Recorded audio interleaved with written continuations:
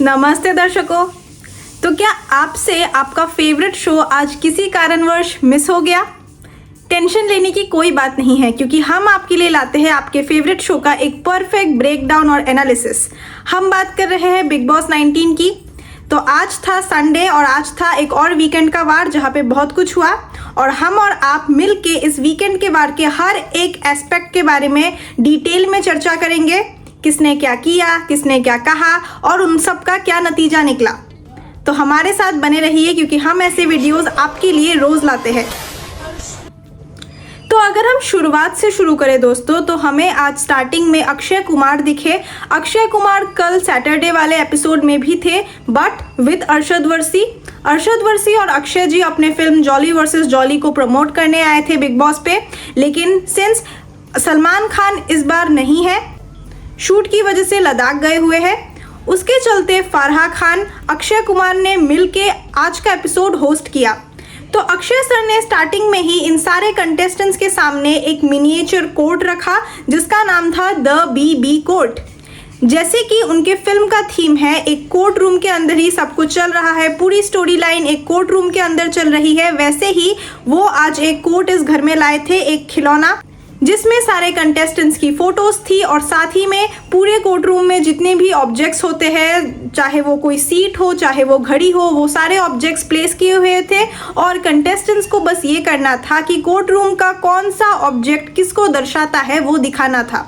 तो काफ़ी अलग अलग घर वालों ने अलग अलग एस्पेक्ट्स चुने, अलग अलग घर वालों ने अलग अलग ऑब्जेक्ट्स को पिक किया। जैसे कि जो गौरव है, उन्होंने कहा कोर्ट रूम की जो घड़ी होती है वो हमेशा टिक टिक टिक टिक करती रहती है, और वैसे ही कुनिका जी हर दूसरे कंटेस्टेंट के मामलों में दखल अंदाजी करती है, हर किसी के कान में जाके टिक टिक करती रहती है। कुनिका जी को कोर्ट रूम के जज का भी ओहदा मिला है। कोर्ट रूम में जो पुराने फाइल्स पड़े होते हैं जिन्हें कोई भी चेक नहीं करता, वो मिला है नगमा को। तो दोस्तों आज का एपिसोड काफ़ी एंटरटेनिंग था। इन लोगों ने काफ़ी सारे टास्क खेले, काफ़ी सारी एक्टिविटीज़ की, और उससे हमें बहुत कुछ पता चला। दोस्तों आज के एपिसोड में एविक्शन भी हुआ है। अगर आपको जानना है कि कौन सा वो कंटेस्टेंट है जो आज घर को छोड़ के चला गया, तो आपको हमारी वीडियो एंडिंग तक देखनी होगी। तो हम सबको मालूम है कि बिग बॉस के घर के अंदर एक वर्डिक्ट रूम है जिसका यूज़ पहले सलमान खान जी भी कर चुके हैं, जब उन्होंने अशनूर और तानिया के बीच में एक वर्डिक्ट निकाला था। उस रूम का यूज़ आज फिर से हुआ बाय अक्षय जी। अक्षय जी ने इन सारे कंटेस्टेंट्स को बिग बॉस के वर्डिक्ट रूम में भेजा, और उधर कई सारे मुकदमे खेले गए, जैसे कि तानिया वर्सेस कुनिका जी और अशनूर वर्सेस फरहाना।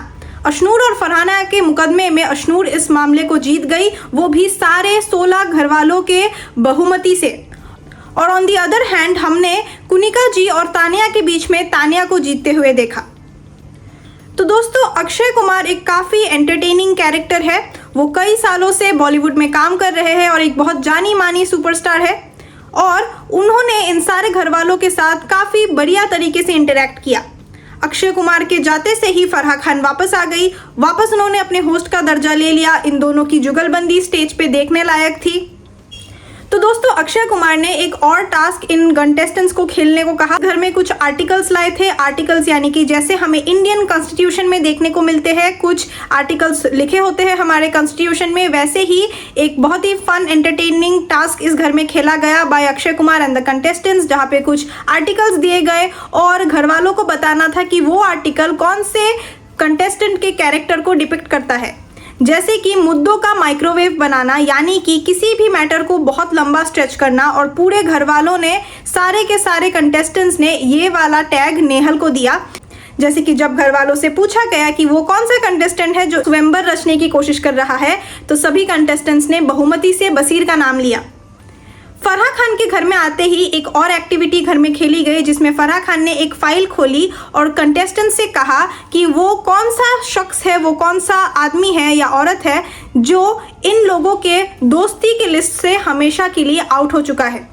हर एक कंटेस्टेंट को एक ऐसे दूसरे कंटेस्टेंट के गाल पे थप्पा लगाना था, एक रेड मार्क लगाना था, जो कि अब कभी भी शो के एंड तक उनका दोस्त नहीं बन सकता। या तो उन दोनों के बीच में इतना बड़ा झगड़ा हो गया है, या फिर कोई आर्ग्यूमेंट या जो भी मिसअंडरस्टैंडिंग, उसके चलते उनकी अब कभी भी दोस्ती नहीं हो सकती।